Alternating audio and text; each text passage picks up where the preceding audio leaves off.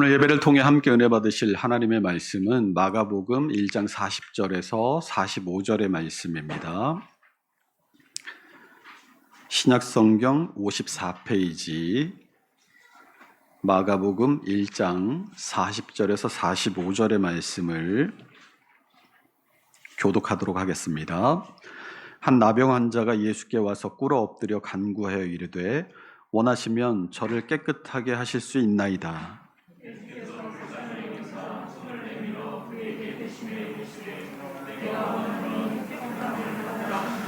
곧 나병이 그 사람에게서 떠나가고 깨끗하여진지라. 이르시되 삼가 아무에게도 아무 말도 하지 말고 가서 내 몸을 제사장에게 보이고 내가 깨끗하게 되었으니 모세가 명한 것을 드려 그들에게 입증하라 하셨더라. 그러나 그 사람이 나가서 이 일을 많이 전파하여 널리 퍼지게 하니 그러므로 예수께서 다시는 드러나게 동네에 들어가지 못하시고 오직 바깥 한적한 곳에 계셨으나 사방에서 사람들이 그에게로 나아오더라. 아멘. 오늘 본문의 내용은 예수님께서 한 나병 환자를 고치신 사건을 기록하고 있습니다. 예수님은 안식일 날 회당에서 귀신 들린 사람을 낫게 하신 이유로 온갖 병자들과 귀신 들린 사람을 고쳐주셨습니다. 마가복음의 특징이 간략한 행동 묘사를 중심으로 해서 기록이 되었다라고 말씀드린 바가 있습니다. 그런데 특별히 병자들과 또 귀신을 내쫓는 그런 많은 사역들 가운데 특별히 나병 환자를 고치신 사건을 이 사건들과 따로 떼어서 기록한 이유가 무엇일까요? 오늘 말씀을 통해서 나병 환자를 고치신 사건을 함께 살펴보면서 우리도 치유받는 은혜가 있을 수 있으시기를 주님의 이름으로 축원합니다. 안식일 날 주님께 모여든 모든 병자와 귀신 들린 사람을 치료하신 예수님은 그 다음날 새벽에 한적한 곳에 가서 기도하시고 세상의 요구를 물리치시고 하나님께서 자신을 보내신 목적을 따라 다른 마을로 가십니다. 우리 마가복음 1장 38절과 39절을 함께 읽어보겠습니다. 이르시되 우리가 다른 가까운 마을로 가자. 거기서도 전도하리니 내가 이를 위하여 왔노라 하시고 이에 온 갈릴리에 다니시며 그들의 여러 회당에서 전도하시고 또 귀신들을 내쫓으시더라. 아멘. 예수님의 가르침과 그분께서 행하신 치유와 축귀의 사역에 대한 소문이 온 갈릴리로 빠르게 퍼져나갔습니다. 오늘 본문 40절에 보니까 한 나병 환자가 예수께 와서 꿇어 엎드려 간구하여 이르되 원하시면 저를 깨끗하게 하실 수 있나이다 라고 간구합니다. 이 나병 환자는 예수님에 대한 소문을 듣고 지금 주님 앞에 무릎 꿇고 간절히 치료를 구하고 있습니다.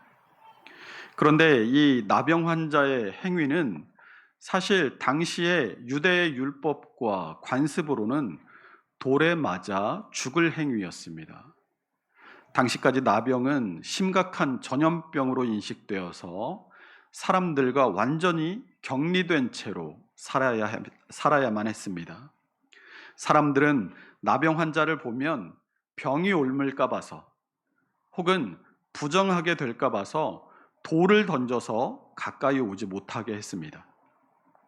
그래서 레위기 13장과 14장의 나병 환자에 대한 규례를 보면 나병 환자는 보통 사람들하고 부지 중에라도 접촉하지 않도록 옷을 찢고 머리를 풀어헤치고 윗입술을 가리고 부정하다 부정하다라고 큰 소리로 외치고 다녀야만 했습니다. 그리고 가족과 또 사회 공동체와 단절된 채로 성문 밖에 따로 떨어져서 죽을 때까지 혼자 살아야만 했습니다. 뿐만 아니라 이때 당시의 사람들은 이 나병의 발병이 하나님께 엄청나게 큰 죄를 지었기 때문이다. 그래서 하나님께 받은 저주다라고 생각을 했습니다.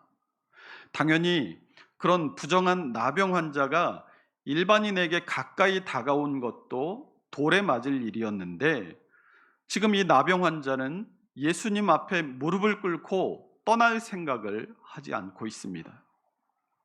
일반인이 부정한 사람을 가까이 하면 함께 그 부정이 옮아서 부정하게 되어서 정결하게 될 때까지 일정 기간을 격리하고 정결 예식을 치러야만 한다라는 것이 이 부정한 자에 대한 율법이 정한 바였습니다.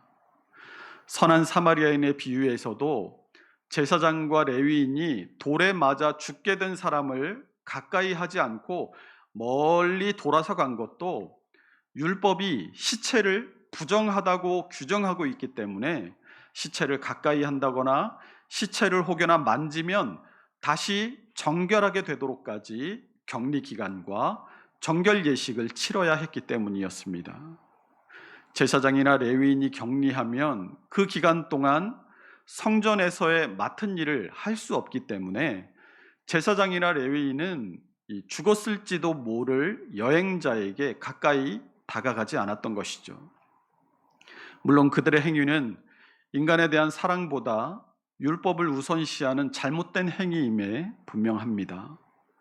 만약 예수님께서 일반인이셨다면 나병 환자와 지금 접촉했기 때문에 예수님도 정결하게 될 때까지 그분의 사역을 멈추시고 격리하시고 정결 예식을 거치셔야만 했을 겁니다. 그러나 예수님은 율법의 제정자이시고 또 인생의 치료자이십니다. 또 거룩한 분이십니다. 옛말에 금묵자흑이라는 말이 있지 않습니까? 검은 것을 가까이 하면 같이 검게 된다라는 말이 있는 것처럼 사람이 이 부정한 것에 가까이 하면 부정하게 된다는 것이 율법의 말이지만, 주님은 오히려 이 부정한 것이 주님께 와서 닿으면 그 부정한 것을 거룩하게 정화시키시고 변화시키시는 분이십니다. 그러므로 우리도 이 땅에서 거룩하게 살고자 하는 소망이 있다면 세상을 바라보고 세상을 쫓아 행하며 세상을 가까이 하는 것이 아니라 우리의 생명 되시고 또 우리의 치료자 되시며 우리를 거룩히 하시는 분이신 주님을 날마다 가까이 하시기 바랍니다. 반드시 거룩하게 될 줄로 믿습니다. 고린도전서 6장 11절입니다. 너희 중에 이와 같은 자들이 있더니 주 예수 그리스도의 이름과 우리 하나님의 성령 안에서 씻음과 거룩함과 의롭다 하심을 받았느니라. 아멘. 이 죽을 각오로 지금 예수님 앞에 엎드린 나병 환자는 주님 원하시면 저를 깨끗하게 하실 수 있나이다 라고 간구합니다. 주님 앞에 엎드린 나병 환자가 그동안 얼마나 간절하게 치료 방법을 찾아 헤맸겠습니까? 온갖 좋은 방법을 다 찾아봤을 겁니다. 효과가 있다라는 소문만 있어도 거기에 신락 같은 희망을 품고 찾아가고 행해봤을 겁니다. 결과가 뭐겠어요? 아무런 소용이 없다는 결과에 다다랐을 겁니다. 이거 사람의 방법으로는 고칠 수 없는 거구나라는 결론에 분명하게 도달했을 겁니다. 당시 랍비들에 의하면 이 나병에서 완치되는 것은 죽은 사람이 다시 벌떡 일어나는 것만큼이나 힘든 일이다라고 당시 랍비들은 말했습니다. 다시 말하면 사람의 힘이나 어떤 자연적인 치유 능력으로는 불가능하고 오직 하나님만이 그 나병을 낫게 하실 수 있다라는 말입니다. 나병 환자라고 율법이나 랍비들의 가르침을 몰랐겠습니까? 그도 유대인인데요. 그런데 절망 가운데 죽을 날만 기다리며 살았던 나병 환자에게도 온 갈릴리가 떠들썩할 정도로 예수님에 대한 소문이 들려왔습니다. 계속해서 들려오는 예수님의 가르침과 치유와 축귀의 사역에 대한 소문들은 나병 환자의 절망을 희망으로 바꾸었습니다. 사람으로는 할 수 없고 하나님만이 하실 수 있다라는 나병의 치료를 주님께 지금 나와서 엎드려 간구한다는 것은 지금 이 나병 환자의 마음속에 있는 믿음이 어떤 믿음이라는 거예요? 예수님의 가르치심과 치유와 축규의 사역들을 보면서 저분이 사람이 아니로구나. 저분에게 하나님의 능력이 있구나. 저분이 하나님이시로구나. 사람이 낫게 하지 못하는 내 병도 하나님이신 예수님께 나가면 치료받을 수 있겠구나 하는 믿음이 지금 나병 환자에게 있음을 보여주는 것입니다. 그런데 본문을 보세요. 나병 환자가 엎드려서 예수님께 간구하는 말이 좀 이상하지 않습니까? 원하시면 저를 깨끗하게 하실 수 있나이다 라고 해요. 원하시면이라고 말합니다. 마음의 확신을 가지고 지금 돌에 맞아 죽을 각오로 예수님 앞에 엎드렸는데 예수님만이 저를 치료하실 수 있습니다. 저를 치료해 주세요 라고 간구한 게 아니라 원하시면 저를 깨끗하게 하실 수 있나이다 라고 하고 있어요. 이 말에 담긴 의미는 이 나병 환자도 당시에 나병이 하나님께 큰 죄를 지어서 저주를 받아 생긴 것이라고 알고 있었다는 것을 보여주는 거예요. 그래서 혹시 자기 안에 있는 하나님의 큰 저주를 받아 나병이 생길 만큼 큰 그 죄를 예수님께서 혹시 알아채시면 어쩌나? 예수님께서 알고 계시면 얘야, 너는 하나님께 큰 죄를 지어서 지금 나병이 생긴 사람이잖아. 내가 병자들과 귀신 들린 사람들은 다 고쳐줘도 하나님께 큰 죄를 지어서 저주를 받아 나병 걸린 너, 죄인 너는 고쳐줄 수 없다. 이렇게 말씀하실까 봐서 지금 너무 조심스러운 겁니다. 예전에 서울에 환자 신방을 갔던 얘기를 잠깐 드린 적이 있잖아요. 암에 걸리셨는데 교회 누구한테 아무한테도 알리지 않고 치료를 받으러 올라가셨어요. 계속 안 나오시니까 수소문을 해서 암에 걸리셨다, 어느 병원에 입원하셨더라라는 소식을 듣고 쫓아갔어요. 그랬더니 왜 권사님 말을 안 하세요? 그랬더니 죄스러워서 안 알렸다라고 하시는 거예요. 이런 분들은 지금 내가 병에 걸린 게 큰 일이 아니라 내가 병에 걸렸다는 것 때문에 다른 사람들의 이목이나 다른 사람들의 말들이 더 무서운 거예요. 지금 새벽마다 욥기를 강해하고 있습니다. 이 욥기를 통해서 우리가 얻을 수 있는 것은 우리 인생에 닥쳐오는 고난들이 우리의 죄나 우리의 잘못에 의한 결과만은 아니라는 거예요. 물론 죄나 잘못에 대한 고난일 수 있어요. 사기를 쳐서 경찰이 찾아오고 재판을 받고 하는 것은 당연히 이 죄에 의해서 당하는 일이죠. 그건 당연한 겁니다. 그런데 인과관계를 알 수 없는 애매한 고난이 인생을 살다 보면 얼마든지 있다는 거예요. 어떤 사람이 아무 이유 없이 나를 헐뜯고 미워합니다. 나를 왕따시켜요. 직장에서 어떤 상사가 나만 보면 못 잡아먹어서 안달이에요. 어느 날 몸이 좀 안 좋은 것 같아서 병원에 갔더니 심각한 병이래요.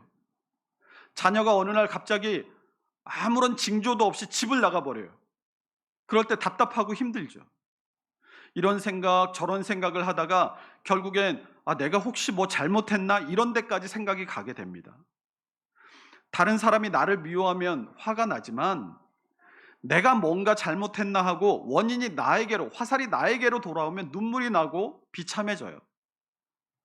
그러나 욥기는 이 인생의 고난이 반드시 인과관계에 의해서만 발생하지 않는다는 것을 잘 보여줍니다. 그리고 우리가 인생에서 만나는 그 고난을 어떻게 처리해야 할지를 보여줍니다. 어떻게 해야 합니까? 우리 욥기 23장 8절에서 10절 말씀 함께 읽어보겠습니다. 그런데 내가 앞으로 가도 그가 아니 계시고 뒤로 가도 보이지 아니하며 그가 왼쪽에서 일하시나 내가 만날 수 없고 그가 오른쪽으로 돌이키시나 배울 수 없구나. 그러나 내가 가는 길을 그가 아시나니 그가 나를 단련하신 후에는 내가 순금같이 되어 나오리라. 아멘. 인생의 고난 앞에서 우리는 이 욥의 고백과 같이 하나님을 의지하고 인내해야 할 줄로 믿습니다. 로마서 5장 3절에서 4절 말씀이 다만 이뿐 아니라 우리가 환난 중에도 즐거워하나니 이는 환난은 인내는 연단을 소망을 이루는 줄 알미로다라고 말씀하고 있음을 우리 모두 잊지 마시기를 바랍니다. 예수님은 지금 자신 앞에 엎드려 간절히 간구하는 나병 환자를 보십니다. 본문 41절 42절입니다. 함께 읽어봅니다. 예수께서 불쌍히 여기사 손을 내밀어 그에게 대시며 이르시되 내가 원하노니 깨끗함을 받으라 하시니 곧 나병이 그 사람에게서 떠나가고 깨끗하여진지라. 아멘. 지금 우리가 보고 있는 성경에는 불쌍히 여기사 이렇게 되어 있는데 이전에 보던 개역 성경에는 민망히 여기사 이렇게 번역을 해 놨었습니다. 이 민망히 여기사를 헬라어 원문에 보면 스플랑크니스테이스라고 되어 있는데 이 스플랑크니스테이스라는 말은 찢어질 듯한 마음이라는 뜻이에요. 그리고 이 헬라어 사본이 한 종류가 아니거든요. 다른 사본을 보면 이 민망히 여기사라는 이 부분을 다른 헬라어로 스플랑크니스테니스가 아니라 노하다, 분노하다라는 뜻의 오르기스데니스라는 말로 번역을 해놓은 사본들이 있습니다. 그러니까 예수님은 자기 앞에 지금 엎드려서 간구하고 있는 이 나병 환자의 마음을 지금 보시는 거예요. 나병 환자가 뭐라고 해요? 원하시면 저를 깨끗하게 하실 수 있나이다 라고 하잖아요.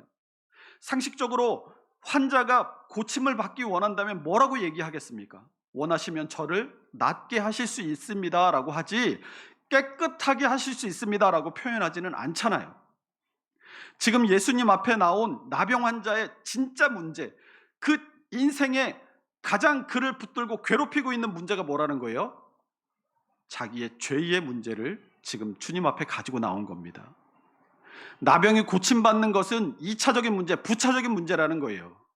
지금 나병 환자는 자신이 걸린 나병이 하나님 앞에 큰 죄를 지어서 받는 저주요 형벌로 알고 있어요.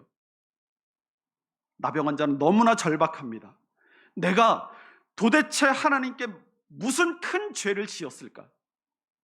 수많은 밤을 성문 밖에서 거적을 뒤집어 쓰고 홀로 그 밤들을 지새우면서 생각하고 또 생각했을 겁니다. 그러다가 예수님께 대한 소문을 듣고 결심했을 거예요. 그래, 내가 하나님께 지은 큰 죄의 문제를 하나님이신 예수님에게 가지고 가야겠다. 그리고 그게 정말 큰 죄이고 내가 죽어야만 한다면 이래 죽으나 저래 죽으나 죽어야지. 그러고 지금 예수님 앞에 나온 거예요. 예수님께서 자기 앞에 지금 엎드려 있는 나병 환자를 보니까 기가 막히신 거예요. 누가 이 사람에게 죄인의 멍에를 씌웠습니까? 레위기에 나병 환자에 대한 규례를 아무리 뒤져봐도 나병은 죽을 죄인이 아니에요. 어디를 찾아봐도 나병 환자를 돌로 치라는 율법은 없습니다. 레위기 13장 한번 펴보세요. 레위기 13장이 구약성경 162페이지입니다.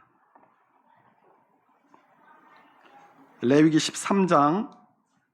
자, 보시면 13이라는 큰 숫자 옆에 소제목이 달려 있어요. 그 소제목 하나가 뭐예요?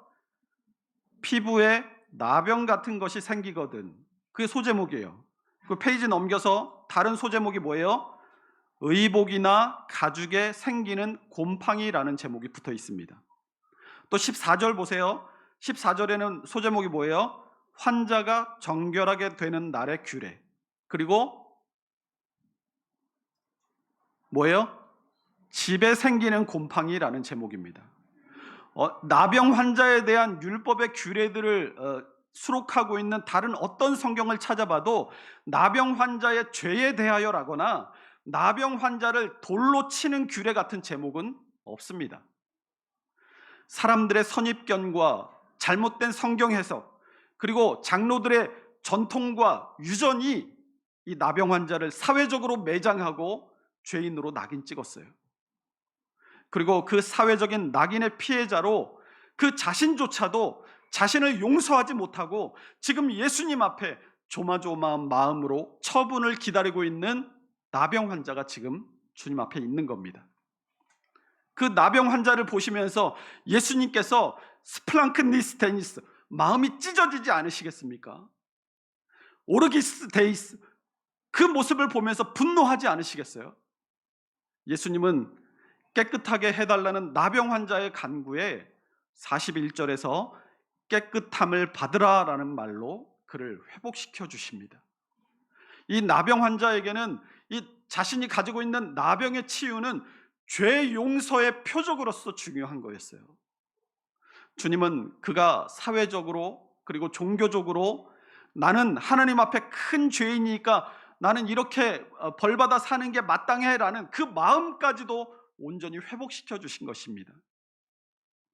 예수님이 말씀하시자 어떻게 됩니까? 곧 나병이 떠나고 깨끗해집니다. 그런데 43절을 보시면 곧 보내시며라고 하죠. 이 보내다라는 말은 엑세발렌이라고 하는데 성경에서 두 군데서 쓰였습니다. 대표적으로 어디서 쓰였냐면 예수님께서 공생애를 시작하시기 전에 성령께서 예수님을 사단에게 시험받게 하기 위해서 이렇게 광야로 몰아내시잖아요. 그 몰아내실 때, 그리고 예수님께서 귀신을 내어 쫓으실 때 엑세발렌, 보내다라는 단어가 사용되었어요. 그러니까 예수님께서 이 나병 환자를 어떻게 보내셨다는 거예요? 그래, 네가 치료받았으니까 이제 가, 이렇게 하신 게 아니라 억지로 떼어내듯이, 강제로 보내듯이 그를 억지로 밀어 보내신 거예요. 왜 예수님께서 나병 환자를 깨끗하게 하시고 그를 강압적으로 떼서 쫓아보내셨을까요? 당연히 나병 환자는 자신의 육신의 질병뿐만 아니라 마음의 병까지도 모두 치료해 주신 주님 곁에 있으려고 했을 겁니다.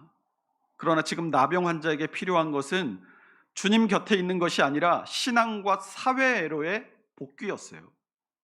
변화산에서 예수님께서 모세와 엘리야를 만나시는 장면이 있죠.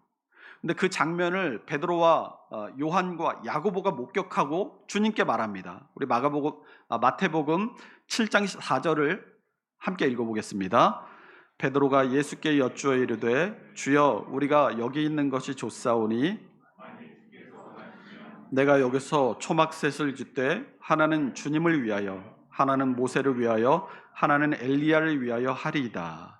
이 변화산 사건, 같은 사건을 기록하고 있는 누가복음 9장 33절에서는 두 사람이 떠날 때에 베드로가 예수께 여짜오되 주여 우리가 여기 있는 것이 좋사오니 우리가 초막셋을 짓되 하나는 주를 위하여 하나는 모세를 위하여 하나는 엘리야를 위하여 하사이다 하되 자기가 하는 말을 자기도 알지 못하더라라고 말합니다. 그러니까 그 변화의 장면을 본 베드로와 야고보와 요한이 광채로 변화하셔서 모세와 엘리야와 대화하시는 그 예수님을 보고 거기가 천국인 줄만 알았어요. 너무나 황홀했습니다. 내려가고 싶지 않았어요. 그 변화산 정상에서 거기서만 머물고 싶었어요. 그런데 하늘에서 빛나는 구름이 그들을 덮으면서 소리가 들립니다. 이는 내 사랑하는 아들이요 내 기뻐하는 자니 너희는 그의 말을 들으라. 그리고 눈을 떠보니까 자신들과 예수님 말고는 아무도 없는 거예요. 그때 예수님께서 두 번째 순환 예고를 그들에게 하십니다. 첫 번째 순환 예고는 마태복음 16장에서 베드로가 주님을 향해서 주는 그리스도시요 살아계신 하나님의 아들이십니다 라고 고백한 직후에 예수님께서 제자들에게 첫 번째 순환, 십자가 순환을 예고하세요. 그리고 두 번째 순환 예고가 이 변화산에서의 변화 사건 바로 직후에 일어났습니다. 첫 번째 순환 예고 그리고 두 번째 순환 예고 모두 뭐 다음에 했어요? 영광스러운 일 직후에 예수님께서 하세요. 제자들이 주님은 구원자이십니다. 주님은 하나님의 아들이십니다. 평범한 사람 같으면 막 붕붕 뜨겠죠. 그 기분을 어떻게든 더 유지하고 싶을 겁니다. 변화산에서도 제자들이 거기가 천국 같다라고 말할 정도였으니까 얼마나 좋았겠어요. 그러나 주님은 영광에 흔들리지 않으십니다. 영광을 얻기 위해서는 반드시 고난이 먼저 있어야 한다는 것을 주님은 잊지 않으셨어요. no pain, no gain이라고 하잖아요. 고통 없이 영광도 없습니다. 그것을 아신 주님은 그 온전한 영광에 이르기까지 다시 현실로 돌아오세요. 하나님께서 자신에게 맡기신 사명을 절대 소홀히 하지 않으십니다. 지금 나병 환자도 자신의 마음의 병과 육신의 병을 고쳐주신 주님 곁에 계속 머무는 것이 아마 천국 같았을 거예요. 그러나 그에게는 돌아가야 할 가정과 공동체, 사회가 있습니다. 아무리 그의 나병이 육안으로 보기에 다 치료되었다고 하더라도 율법이 정한 대로 정결 예식을 거치지 않으면 사회는 그를 여전히 나병 환자로 취급할 겁니다. 언제 돌에 맞아도 이상한 일이 아닌 거예요. 그것을 아신 주님은 44절의 말씀을 통해서 나병 환자에게 제사장에게 가서 정결 예식을 치르고 가정과 사회로 복귀하라고 말씀하십니다. 그런데 안 가려고 하니까 강압적으로 쫓아보내신 거예요. 주님께서 그를 보내시면서 두 가지를 엄히 경계하시죠. 첫 번째가 뭐예요? 아무에게도 아무 말도 하지 말라. 두 번째가 내 몸을 제사장에게 보이고 내가 깨끗하게 되었으니 모세가 명한 것을 드려 그들에게 증거하라라는 거예요. 주님께서 자신의 정체를 아는 귀신들에게 잠잠할 것을 계속해서 명하시죠. 또 사람들에게도 자신의 정체를 드러내지 말라고 하십니다. 주님께서 자신의 정체를 감추시는 이유는 주님의 때와 관련이 있어요. 이 때와 관련된 내용은 분량이 좀 많기 때문에 나중에 자세히 다루기로 하고, 아무튼 아직은 이 주님의 때가 이르지 않았기 때문에 주님은 당신의 정체를 드러내지 않으십니다. 그런데 45절이 뭐라고 하죠? 함께 읽어볼까요? 그러나 그 사람이 나가서 이 일을 많이 전파하여 널리 퍼지게 하니 그러므로 예수께서 다시는 드러나게 동네에 들어가지 못하시고 오직 바깥 한적한 곳에 계셨으나 사방에서 사람들이 그에게로 나오더라. 그 사람이 너무 기쁜 나머지 자기가 경험한 이 놀라운 기적, 아까 나병이 낫는 것이 뭐라 그랬어요? 죽은 사람이 일어나는 것과 같은 기적이라고 했잖아요. 그 기적을 사람들에게 많이 얘기해서 전파해서 널리 퍼지게 됩니다. 그 결과가 뭐예요? 예수님께서 다시는 드러나게 동네에 들어가지 못하게 되시죠. 예수님의 사역에 도움이 됐습니까? 방해가 됐습니까? 예수님의 사역에 방해가 되고 말았어요. 물론 나병 환자가 예수님 이제 사역 못하게 해야지 하고 의도적으로 주님의 사역을 방해한 것은 아닐 거예요. 주님의 사랑과 은혜가 너무 감사해서 그걸 자랑하려다 보니까 그것이 오히려 예수님의 사역을 방해하는 결과를 가져왔을 뿐입니다. 그러나 우리는 이것을 통해서 교훈을 얻을 수 있어야 돼요. 말씀은 있는 그대로 따라 행해야 한다라는 것을 우리는 배울 수 있어야 합니다.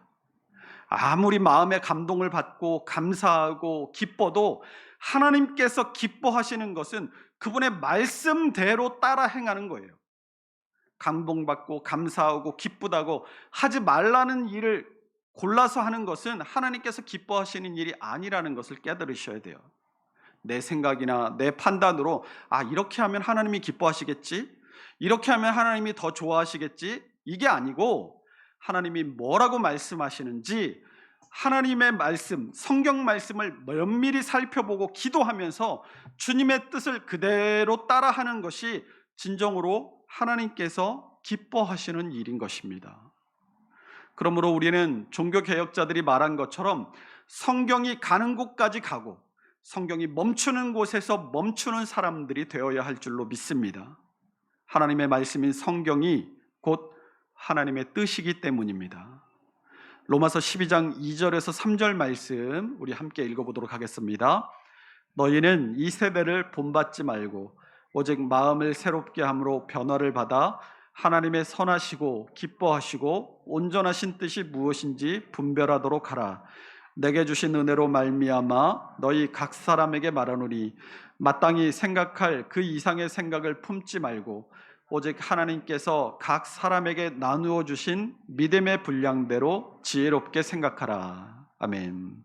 사도 바울도 하나님의 선하시고 기뻐하시고 온전하신 뜻이 무엇인지를 분별하기 위해서 마땅히 생각하고 그 이상의 생각을 갖지 말고 오직 하나님께서 각 사람에게 나눠주신 믿음의 분량대로 지혜롭게 생각하라고 우리에게 권면합니다.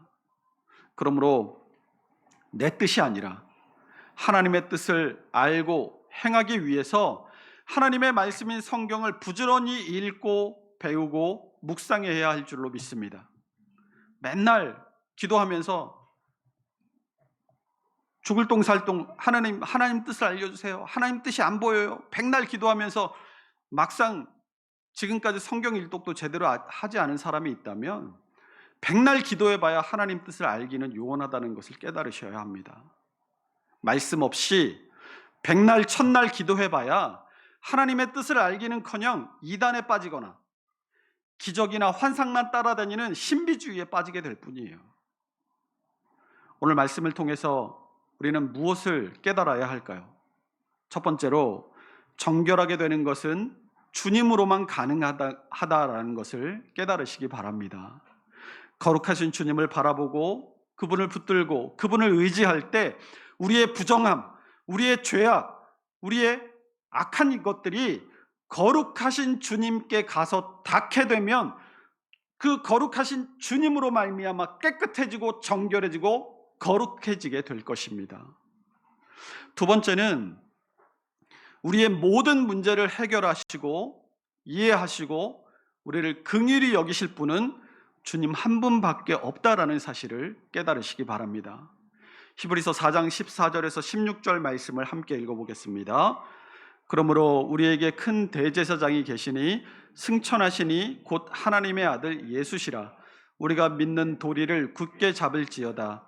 우리에게 있는 대제사장은 우리의 연약함을 동정하지 못하실 리가 아니요 모든 일에 우리와 똑같이 시험을 받으신 이로되 죄는 없으시니라. 그러므로 우리는 긍휼하심을 받고 때를 따라 돕는 은혜를 얻기 위하여 은혜의 보좌 앞에 담대히 나아갈 것이니라. 아멘. 우리가 주님의 은혜와 긍휼을 얻을 수 있는 유일한 길은 오직 우리의 대제사장 되신 예수 그리스도를 온전히 의지하는 것임을 깨닫고 나 자신을 의지하는 마음 또 세상의 것들을 의지하는 마음을 거두어 들이시고 오직 예수 그리스도만을 바라보고 의지하는 우리 모두가 되시기를 축원합니다. 마지막 세 번째로 내 생각이나 판단을 버리고 주님의 뜻을 따라야 한다라는 것을 깨달으시기를 축원합니다. 내가 이렇게 하면 하나님이 기뻐하시겠지? 그런 거 하지 마시고 하나님의 말씀이 뭐라고 얘기하시지? 하고 말씀을 생각하고 그 말씀을 찾아보고 그 말씀대로만 행하는 사람들이 되시기를 축원합니다. 우리를 향한 하나님의 뜻은 우리가 알아서 우리의 방법대로 하나님을 사랑하고 하나님을 섬기는 게 아니고 하나님의 뜻에 따라서 하나님께서 원하시는 방법대로 하나님을 사랑하고 섬기는 것이라는 것을 깨닫고 늘 주님의 뜻에 온전히 순종하는 사람들이 되시기를 바랍니다. 그러므로 오늘 말씀을 통해서 우리가 능력의 주님 또 우리를 온전케 하시는 주님을 바라보고 그분의 뜻을 따라 행하며 살아가기를 다짐하는 믿음의 사람들이 다 될 수 있으시기를 주님의 이름으로 축원합니다. 기도하겠습니다.